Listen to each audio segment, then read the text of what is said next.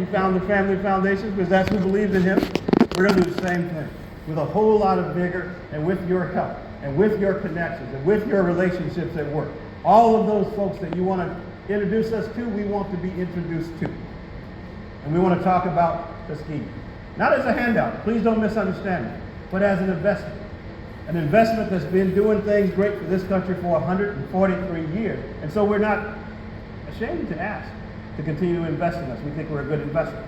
And there are some real infrastructure things that you ought to think about. Let's look at the next slide, please.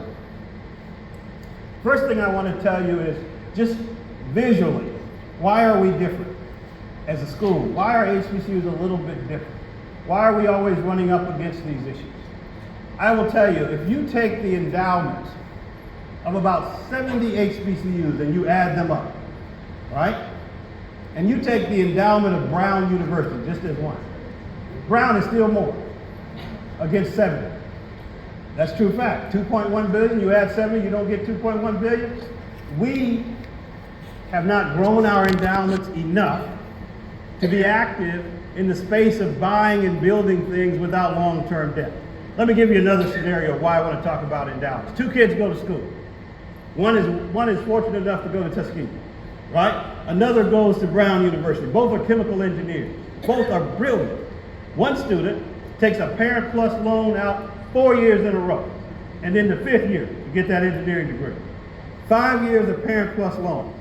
He's got on his books, right, as he graduates with his brilliance, headed to the same place that the Brown student is.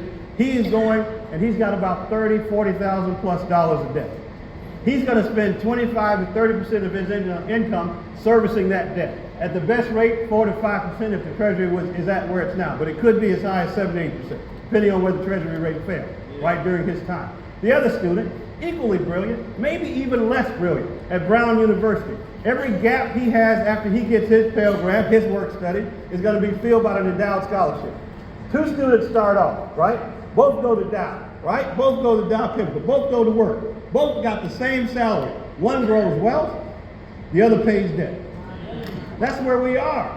That's why you grow endowments, so that you can help our students close the gap, close the wealth gap, right? One of the challenges that Dr. Rice has is that students will have a gap and they won't be able to get registered.